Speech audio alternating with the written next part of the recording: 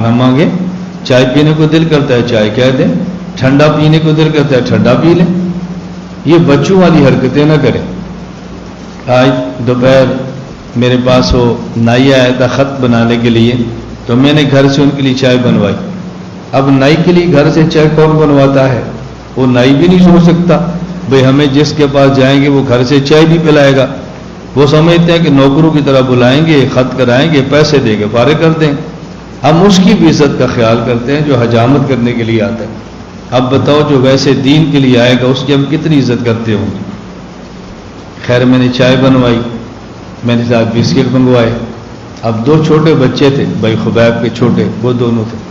میں نے کہا چائے پیو گے؟ ایک چپ ہے ایک کہتا ہے نہیں. میں نے کہا جو چپ ہے اس نے بھی پینی ہے، جو کہتا ہے نہیں اس نے بھی پینی ہے.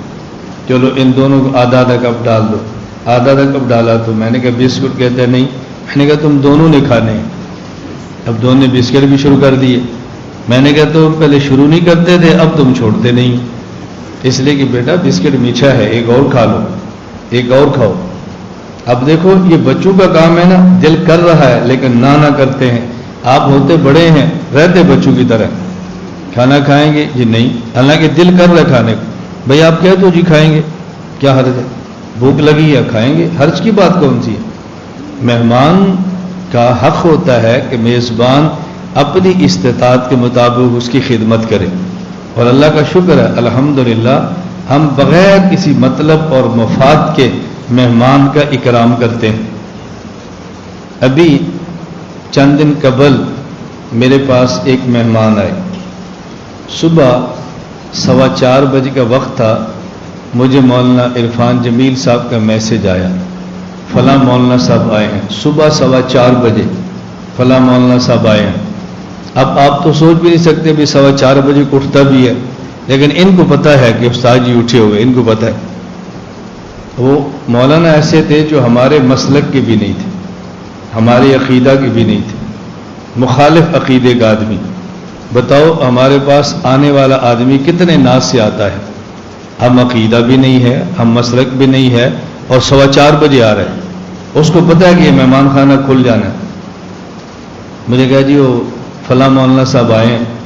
میں نے کہا پوچھو کتنے بجے جائیں گے؟ وہ کہا جی وہ آئے ہیں تقریباً 1 بجے جائیں گے. میں نے کہا آپ 4:50 پر ان کو میرے کمرے میں لے آئیں.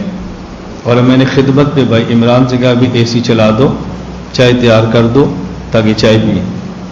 ہم بیٹھے خیر اے سی چل گیا، چائے پی رہے ہیں.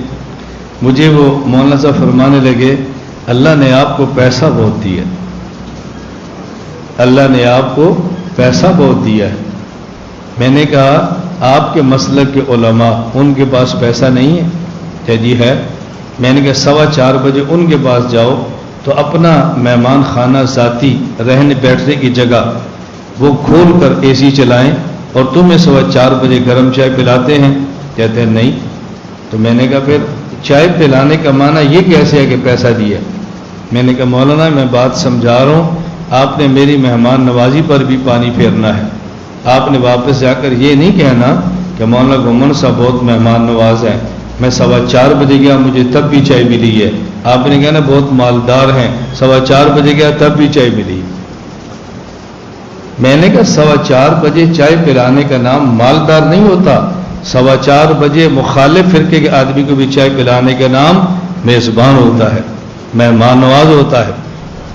میں نے کہا یہ شیطان کا چکر ہے، اس نے ہماری مہمان نوازی پر بھی آپ سے پانی پھرا دینا ہے یہ کہہ کر کے مولانا مالدار ہے. میری بات سمجھ آ رہی؟ میں نے کہا آپ کو کیا پتا مجھ پر کتنا قرض ہے، آپ کو کیا پتا میرے کتنے مسائل ہیں، آپ کو تو اندازہ ہی نہیں ہے. لیکن مہمان نوازی کا معنی مالداری نہیں ہوتی. تو میں صرف بتا رہا ہوں کہ ہم اس حد تک مہمان نوازی کا خیال کرتے ہیں، اس لیے کہ اللہ کے نبی کا ارشاد ہے من کان یؤمن باللہ والیوم الآخر فلیکرم ضیفہ. جو اللہ اور قیامت کے دن کو مانتا ہے اس کو چاہیے کہ مہمان کو عزت دے. یہ نہیں کہ مہمان کو کھانا کھلائے، مہمان کو عزت دے. کبھی مہمان نے کھانا کھا واقعتاً اس کو بھوک نہیں ہوتی. بعض مہمان آتے ہیں ان کو چائے کی عادت نہیں ہوتی، بعض آتے ہیں وہ کولڈ ڈرنک کے لیے تیار ہی نہیں ہوتے، لیکن عزت تو ان کا بھی حق ہوتا ہے نا. خیر میں عرض کر رہا تھا اللہ تعالیٰ نے فرمایا وَيُحِبُّ الْمُتَطَہِّرِينَ، یہ تکلف سے مجھے بات یاد آئی. میں آپ کو بھی کہتا ہوں کہ تکلفات سے اپنی زندگی پاک رکھا کرو. بس بعض حضرات مجھے دور سے ملنے کے لیے آتے ہیں، ان کے پاس میرا فون نمبر بھی ہے، میرا واٹس ایپ بھی ہے، رابطے میں بھی ہوتے ہیں. جب آتے ہیں تو نہیں بتاتے ہم آ گئے ہیں، اور جب میں سونے لگتا ہوں کہتے ہیں جی ہم باہر بیٹھے ہیں آپ کو ملنا ہے. میں نے کہا آپ آتے ہی میسج کرتے میں آ گیا ہوں، ہو سکتا ہے میں اسی وقت بلا لیتا. میرے ذہن میں ہوتا کہ آپ آئے ہیں، اب میرے ذہن میں کہ آپ نہیں آئے. جب سونے لگا تو آپ کہتے جی میں باہر بیٹھا ہوں. اب اگر میں نہ ملوں تو مہمان نوازی کے خلاف ہے، اگر میں ملتا ہوں تو میری راحت کے خلاف ہے. اب میں اپنی راحت دیکھوں یا مہمان نوازی دیکھوں؟ مجھے آپ نے الجھن میں ڈال دی ہے نا. کتنا آسان کام ہے. میرا اپنا خیال یہ ہے کہ جتنا میں فون سنتا ہوں یا جتنا میسجز کا جواب دیتا ہوں، شاید دنیا میں کوئی بندہ اتنا اہتمام کرتا ہو، اور اس کے لیے جتنی تکلیف لوگ مجھے دیتے ہیں شاید ہی کسی کو دیتے ہو. السلام علیکم ورحمۃ اللہ وبرکاتہ لکھ دیا، میں لکھتا ہوں وعلیکم السلام ورحمۃ اللہ وبرکاتہ. چلو اب ظاہر ہے ان نے السلام علیکم لکھا، کام تو لکھا نہیں ہے. میں سویا ہوں، میں اٹھ کے جواب دوں گا نا. میں سبق کے اندر ہوں، فارغ ہو کر جواب دوں گا نا. میں بیان کے اندر ہوں تو فارغ ہو کر جواب دوں گا نا. اب میں 3 گھنٹے بعد لکھتا ہوں وعلیکم السلام ورحمۃ اللہ. جب وعلیکم السلام کیا تھا وہ مصروف ہیں، اب وہ 3 گھنٹے بعد جواب دیں گے حضرت کیا حال ہے. اب میں مصروف ہوں. میں جب فارغ میں جواب دوں گا اللہ تعالیٰ کا شکر ہے. اب وہ فارغ نہیں ہے، اب وہ کسی کام پر ہیں. اب ان کا پھر آئے گا جی میں نے ایک مسئلہ پوچھنا ہے. میں دوسرے دن صبح اٹھوں گا جی فرمائیں. اچھا پھر اس کے بعد وہ مسئلہ لکھیں گے. اب بتاؤ کتنا تکلیف دہ مرحلہ ہے. اور اگر میں کسی کو واپسی وائس پہ ڈانٹ دوں تو میں سلیقہ نہیں آتا. کم از کم خیال کیا کرو، فون کرنے کا طریقہ ہی ہوتا ہے. پھر وہ مجھے کہیں گے تمہارا لہجہ ٹھیک نہیں ہے، بولنے کا انداز ٹھیک نہیں. ابھی کچھ دن پہلے مجھے ایک شادی کا میسج آیا، میں نے نہیں جواب دیا. پھر آیا، پھر نہیں جواب دیا. پھر آیا، پھر نہیں جواب دیا. اچھا جب ان کا پھر میسج آیا تم سلام کا جواب نہیں دیتے، تم یہ نہیں کرتے، تم وہ نہیں کرتے. میں نے کہا بیٹا بندہ مصروف ہوتا ہے، بس آپ نہیں جواب دیتا. تمہارے اندر عقل نہیں ہے کچھ، تم بھی سمجھ لیا کرو. میں نے تھوڑا سا ڈانٹا. میں نے تمہیں کہا تم مرکز آؤ، اجتماع پر آؤ، ذکر کرو، رات قیام کرو، آرام کرو، صبح بات بھی سنیں گے، یہ کریں گے وہ کریں گے. ان کا واپس آیا میسج. میں نے آنا تھا، میرا اصل مقصد تھا آپ کے پاس آتا اصلاح کے لیے، لیکن ایسا بگڑا ہوا مزاج آپ کا ہے، آپ کو تو اپنی اصلاح کی ضرورت ہے، تمہارے پاس میں کیا ہوں. میں نے کہا جی مہربانی ہے کہ آپ نہیں ہیں، اچھی بات. پھر میں نے میسج کیا، میں نے کہا آپ ایسا کریں آپ آ جائیں، اپنی اصلاح کے لیے نہیں اصلاح کرنے کے لیے آ جائیں. آپ اصلاح کروانے کے لیے نہ آئیں، کرنے کے لیے آ جائیں. پہلے آپ کا خیال تھا کہ بندہ بہت اچھا ہے، اسے اصلاح کروانی چاہیے. اب آپ کو سمجھ آ گئی بگڑا ہوا ہے، اب آپ کو فکر ان کی اصلاح کرنی چاہیے، تو تم اب آؤ، لیکن اب اصلاح کروانے کے لیے نہیں، اب اصلاح کرنے کے لیے آ جاؤ. آؤ تو صحیح نا، تم نے آنے کا ارادہ کیوں بدل دیا یار؟ آنے کا ارادہ تو باقی رکھو.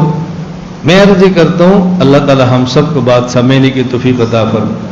میں موٹی سی بات کہتا ہوں، بھئی آپ نے میسج کرنے السلام علیکم ورحمۃ اللہ وبرکاتہ، آگے اپنا کام لکھ دو. جب بندہ فارغ ہوگا تو کام کا جواب دے دے گا، مسئلہ بتا دے گا.